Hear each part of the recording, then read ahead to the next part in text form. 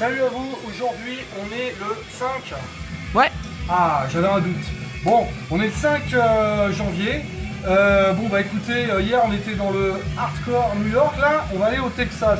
Alors il est vrai que j'ai un bonnet Pantera, hein. Bah non, c'est pas de Pantera que je vais vous parler. Je vais vous parler d'un groupe qui a fait du trash avant eux, puisque Pantera à la base c'est un groupe de heavy metal qui flirtait avec le glam au tout début. Je vais vous parler de Rigor Mortis, voilà, avec ce premier album. Ça c'est une réédition, il n'est pas d'origine, mais bon.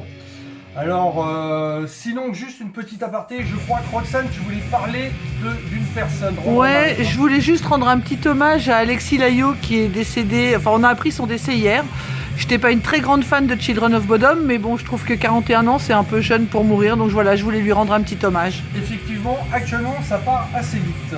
Donc, on va essayer d'aller dans un peu plus de positif. Bon, Rigor Mortis, eh ben, c'était un groupe de trash texan qui se formait en 83. En 86, ils vont faire une démo. Et puis ils vont signer un deal avec un label de hardcore qui fait beaucoup de groupes underground, un peu de métal, mais surtout des groupes hardcore, punk. Je vais parler de Triple X. Et à savoir que pour leur premier album, Rigor Mortis, ils vont avoir un deal avec directement eux avec Capitol, le label, la Major, même label que Megadeth à l'époque. Donc ils vont sortir cet album en 87. Et puis en 88, ils vont sortir un mini-album Freaks. Et puis plus tard, ils vont sortir The Versus The Earth. Voilà. Et puis après, bon, bah ça va un peu splitter. Mais que dire de cet album-là? Ben, cet album-là, c'est du trash qui flirte un peu avec le crossover, mais c'est du trash vénère, rapide. Ils ont leur son, ils cherchent pas à copier les groupes de l'époque, ils cherchent pas à copier Metallica, ils cherchent pas à copier Slayer, ils ont leur truc à eux. Bon, malheureusement, leur aventure va être un peu courte. Ils se reformeront un petit peu plus tard. Alors, à la suite des 3 albums, le guitariste Mike Scasio, ou Scasia, je sais plus exactement, oui, il est parti rejoindre Ministry, le groupe industriel. Il va sortir pas mal d'albums, il va participer aussi à pas mal de projets de Monsieur Jorgensen, Revolting Cox, il va y avoir aussi un projet country, Black Satan and 6600 Shooter. Le bassiste va partir dans Gloire, donc ils sont quand même restés implantés dans le métal. Et puis Bruce Corbick, le chanteur, lui va rejoindre un membre d'un groupe aussi de trash qui s'appelle Gamma Bomb.